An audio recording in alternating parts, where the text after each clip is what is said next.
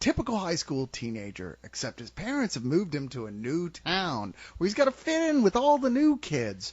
And there's a top kid in school who's just a real jerk. The problem is that jerk not only doesn't like Marmaduke, but he's dating the cutest girl in school Marmaduke is just crazy about. Maybe, though, he needs to pull his head out of his butt and notice that his best friend is the girl he's been looking for. Oh, wait, this is Some Kind of Wonderful. What? Wait, why are you describing that movie? Because that's the exact plot of Marmaduke. Are you serious? Exact. It is. I am surprised that the girl dog in here doesn't play the drums, honestly. Wow. I was about to say, it reminded me more of You Can't Buy Me Love. Remember that? Who's in that? Is that... you know what? Honestly, all those movies swirl together in my head. Is it Patrick Dempsey? Yeah, Patrick Dempsey. Okay. Yeah, that's right. Well, that's it's not an uncommon plot. Let's just say that. Well, it is when you apply it to dogs. Sure. And that's why Marmaduke is genius. And you know what? I still don't give a shit. Cause yeah, I've seen it like 100 times. I've seen it on after-school specials, and no, it's applying it to a dog film where all the animals talk for no goddamn reason, even though apparently the comic strip, the dog never spoke at all. The dog never spoke at all. I don't get that. It's not an anthropomorphic dog. No. It's about the family circus kids who own a huge Great Dane who like knocks shit over or gets into the neighbor's yard. It's one panel. Yeah. It's not even like 3 panels where you get a story. It's one panel. Oh, look what Marmaduke did again. And they did manage to bring in a bit of the like running jokes, and they're like, I guess if I remember correctly, Marmaduke is afraid of bees. Damn. And that's in here. I thought the other joke was where anytime Marmaduke did something stupid, they all went, Marmaduke! And after the 3rd time, I was ready to punch the kid right next to me. Oh, my God. But I'm lying, because when I went to go see this screening, there was no kids. There was absolutely no one. I saw this at a goddamn midnight screening, and when I went to the box office, they all laughed at my ass because I was the only one there to see this piece of shit. They looked at me like, seriously, dude, is this a joke? Is this some kind of... Come on, man, you're a robot. You got better things to do. And I'm like, no. One for Marmaduke, I have please. to see this. One by my... And I'm like, I'm not by myself? They're like, oh yeah, and they had to like call up the projectionist from his bed to go turn on the film. Hey, Harry, you're not gonna believe this, man, but you got to come into work today. Yeah. Some shithead robot's out here dying to see Marmaduke. He's paying full price for this shit. He's going, what? You know, when you came out, I'm surprised that the cast and crew weren't there to greet you with like ticker tape and stuff. I felt like I came out that night. I was like, hey, come on, guys. I'm a critic. Yeah, whatever, dude. Yeah, actually, I'm surprised Owen Wilson wasn't there. Yeah. He said, thanks a lot, man. Now I can score. Yeah. Have fun buttering your own popcorn for that one. Oh, Well, you know, sometimes Anyway. you got to take what you can get. Poor Owen. He's got his work his way back up. But seriously, if you do Marmaduke 2, it's down the street, not across. Okay, I know that, like, you know, if you kind of OD and commit suicide when you were on top, you have to start back at the bottom. But this has to be below the bottom. Yeah, this Like- is sub-level. Yeah. I was wondering when this was actually filmed, because it would make more sense if he tried to kill himself after this fucking film. Because at that point, I don't blame the guy. Hey, you know. Hold on, I got to call my Deadpool bookie. But okay, so this one is, you know, like I said, I described the whole plot in the first 10 seconds of this thing. I'm not kidding. That is exactly the plot. Wow. You've got Owen Wilson voicing Marmaduke, a dog who they have CG animated his mouth as well as the others, even though no one can hear them as humans. They make a point of even saying, I wish they could hear me. Over and over again. Yeah, so it's like, okay, I don't even know why they bothered doing that instead of just having it be thoughts, because I find that creepy as hell, personally. Sure. Now, even though they're from Kansas, his best friend, a cat who lives with them, Carlos, is played by George Lopez, who is... Wait, is that the best friend he's supposed to fall in love with? No. Oh, His okay. best friend he moved with. He's like a cat best friend. Okay, I was Because going to that say. would be 'cause- unnatural. Well, it'd be progressive. I'm like, okay, I can give him a high five for that. They'd have to get married in Vermont. Yeah.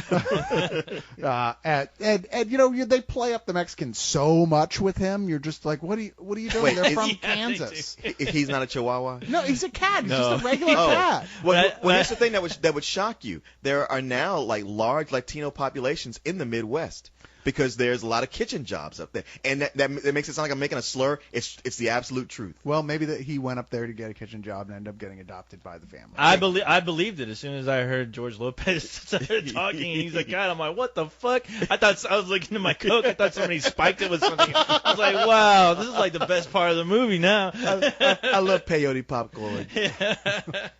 But it's got some decent quality voice actors in here. I'll give it that. I mean, it's got Emma Stone as Maisie, who's who plays an Australian shepherd in it. It's got Christopher Mintz-Plasse as a Chinese crested. Do you know what that is? They're really ugly looking dogs. They always win ugliest dog. Man, poor McLovin. Yeah, I know. That's all. He gets no love. McLovin, you're in this too? For shame. Kiefer Sutherland plays the big mean top alpha dog character. And after 24 ended, that's a smart career move. I know. That's all he can get at that point. His soul was reincarnated. You know, all these actors are saying, look, I did it for my kids, all right? God damn. Well, I mean, it's funny because it just goes on and on. You got Marlon Wayans as one of the characters, Steve Coogan. My favorite is there's this, like, giant dog walking around that you'll see in Lightning every once in a while. It's big and mean. They're all scared of him. He's Chupadogra is what they call him. Okay, that's actually funny. And it's Sam Elliott playing. Yeah. Which I'm like, you know what? I'm kind of with you on the Chupadogra thing. I was like, why can't the movie be about this guy? He seems far more cool. Man, if Steve Coogan was on the set with Owen Wilson, that explains why both of them are doing this movie. But the story, of course, has the adults as well, and the two leads, Lee Pace, who's from Pushing Daisies, plays the male owner who's trying to get a job, moved his family to Southern California, working for William H. Macy, who I guess was a character in the comic and was very different because I heard people complaining he's supposed to be more wacky. Like, okay, seriously, you're gonna complain about Marmaduke not being authentic? Well, like not one but two William H. Macy nut shots. Yeah. Just saying. Sure. Well, him like flying in cartwheels in the air. That's not wacky enough. He's one of the great actors today, and you're doing nut shots. No one would stand for a kick to the cunt for Meryl Streep. No. Even though that'd be kind of cool. I'd pay to see that. And Judy Greer plays Lee Pace's wife in here. Oh, I love Judy Greer. I do too, but she has nothing to do here except play it. You're gonna love this, Leon. This is your favorite. The wife going like, "How dare you pay attention to your job and do work? Jesus you should Christ, be paying man. attention to us and your family." I was like, what is this? What is this bizarro world? Cause I was scratching my head the whole time watching this, going, man, what is up with this guy's dickhead family? Well, she'd be like, hey, maybe I wouldn't have to work so much if you guys didn't have this gigantic, huge fucking dog that eats up all the food and does all this property damage that I'm getting sued over every week. Yeah. To be fair, they leave the gate open every night, so I think they're just kind of hoping that one day he'll just wander off. Yeah, I don't think it'd be hard for somebody to go find that dog and go like, hey, your dog knocked over a skyscraper. You want to go pick him up? No, you need a fucking gate like the wall, like the doors of Mordor or whatever, to contain that huge fucking like crazy looking dog. Because I was wondering half the time, is this dog CG? Because what dog is that fucking big? That's a horse. It's not a dog. And sometimes it is CG. They did a good job restraining themselves from like times when you thought they would have done it more. But the problem is that it must be that whenever they do, you're like, oh God, what the fuck, man? Yeah. It's like a PlayStation 2 Marmaduke movie. It just looks awful. None more so than at the end that, of course, they've got to go. We got to find a way to do a big all the dogs dancing sequence. Ah, great. And they build it up with no shame at all. But you know, at the end, you're like, okay, this is this is where it has to go. I'm sorry. This movie was made for that kind of stupidity, and I'm the idiot here having to watch it. So you know, hey, I'll let him have it. Yeah, there's not a shred of this, not an inch that's made for adults, even though some of the jokes in there are references to movies that there's no way that the 8-year-olds this movie is from will have seen. Right. There's references to Apocalypse Now, to Almost Famous, stuff like Almost that. Famous. Okay, Apocalypse Now, that's been parodied so much you go like, all right, the kids might have some reference to it, but Almost Famous. Well, that's the thing is they keep doing that, and I'm going, what the fuck? This is how they thought they'd make this like acceptable for adults? Because those jokes, let me tell you, not funny. Man, I feel like we're forgetting something. We have everything but the furniture and the dog. Look at him. He's just sitting there. I know. Do you think he'll be okay here alone? I think he'll be fine. He's got food and water, and I'm having Laura from down the street looking on him. Right. I mean, what's the worst that can happen? He has a party, invites his girlfriend over? Yes, and Yes. Party at the Duke's Ranger, man! Jump, jump, jump, jump! I am a golden dog! Yes! Yes! My boy Topaz! Yeah, come on! Who let the dogs out? Pee-wee, hit the crazy string! Nice lampshade, Bernie! Oh, it's so soothing! Gordy, no! No, not on Debbie's record! Oh, hey! Not on the couch! Are you raising a barn? You're a big hit, Marmaduke. Hey, is it just me, or is it getting a little out of hand? Everyone's having fun. Loosen up. Yeah, of course. Now you're right. Yeah, well, come on, forget what I said. Those jokes, okay, watching this was like watching a kid's movie with fucking Owen Wilson behind me trying to give his awful, like, fucking commentary throughout the whole goddamn movie where I kept turning around, will you shut the fuck up already? All right? And you're not helping this. You know? I mean, I like puns, but this is like going through one wow, of those. too much for you. This is one of these, like, dime store books of puns for 3-year-olds. They're like going through every obvious dog pun in the world. Why did Silly Billy throw a clock out of the window? He wanted to see time fly. It is on that level. Damn. It really is. And so saying that, it's a movie that doesn't even make any pretensions other than those maybe 4 jokes that they throw in for adults for being for adults.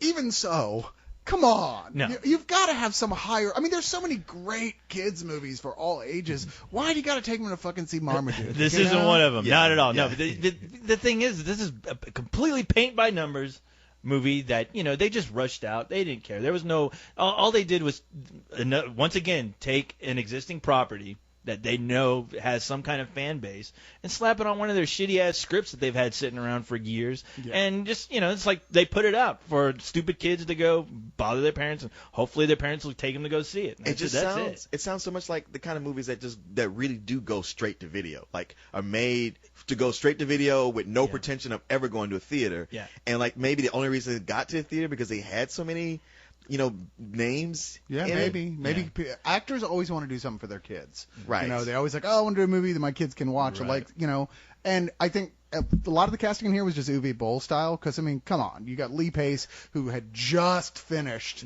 his television show and was like right at that moment available. It was like, come on. This is how a lot of this casting is going. I was there. blown away, actually, just by seeing William H. Macy. Yeah, William H. Macy. I'm like, really, I've seen dude? those Wow. trailers, and he was the one where I was like, oh, him. Yeah. Yeah. Even that's the guy, pretty sad. shockingly enough, even the guy from Pushing Daisies, where I'm like, wow, you had that great series. Like, people like now respect you for that, and now you're gonna do this. But at the same time, I don't think it's gonna hurt any of these cast members, only because it's gonna be forgotten easily. Oh yeah. I mean, as soon as like this halfway review through is over. yeah, it's forgotten. It will the Marmaduke will never be uttered ever again, ever until the DVD sequel comes out starring Bill Murray. But it's funny. I remember with Garfield saying, well, at the very least, this is so bad that they are not even, there's no way they'd make a sequel. Yeah. So I can't really say that. Carlos Mencia is going to end up playing the goddamn cat. George Lopez is like going to be apologizing about this on his goddamn TV show, I'm sure. Well, at least the jokes will probably be better since Carlos Mencia steals from bigger people than him. So. They'll be the exact same lines from this film. And then you'll read a story where George Lopez punches him in the street. So y'all giving us a matinee? Yeah, of course. No, I was so tempted to give this a rental because it's like I'm saying, it's harmless basically. You watch it and there's nothing offensive about it. But then the more I watch it, the more I'm like, wow, there's absolutely nothing to recommend it either. I mean, Chupacabra. That's it. That's the only thing I genuinely liked. That was the best scene. And that was only because I like to see Sam Elliott in pretty much anything. Yeah. He was the only guy listening to his voice during that scene when the scene comes up. You're like, you start to get kind of emotional because you're like, oh man, here's a dog that had it all and just lost it, like abandoned his family and. Oh, fuck. I was like, don't cry, you pussy. But that was the only scene. Because you think you're talking about Sam Elliott himself. Yeah. And I kept hoping the dude was going to show up. I just identified with that. But anyway, that's the only good scene. It's only a couple of minutes. Yeah, and everything else is just a waste and predictable and not a single funny joke. There's nothing really worth saving for this. And even for your kids, come on, take them to see a Disney movie or something because this is some old bullshit. No, this is some like fucking this dog diarrhea bullshit. I'm sorry. I know it's for the kids, and I understand that, but there's no excuse. There's so many great kids films out there. I wish these studios would stop being lazy and stop pulling these old scripts out of their ass and putting Marmaduke the title on it because they don't know what else to do with these scripts they got laying around. Because that's how it felt like to me watching this. So no, this is getting some big bullshit. Because don't insult kids like this. Come on, man. I know they're dummies, but you don't have to insult them with this kind of shit. Yeah, and insulting to adults and anyone who likes film when the very last frame of your film is and I'm sorry, spoiler, is Marmaduke saying, "Wait for it." Really? Yes. You know what? I laughed at that. Sorry. That's the second best joke. Yeah. You know what? I was waiting for him to do it again, like.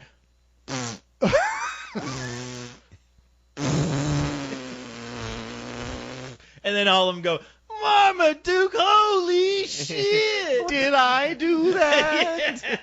Sorry, I ate something dead I saw on the side of the road. Well, maybe 2 or 3 things. If we weren't related, I'd scratch both your eyes out. Oh, really? This conversation is over. Ejector seat never fails.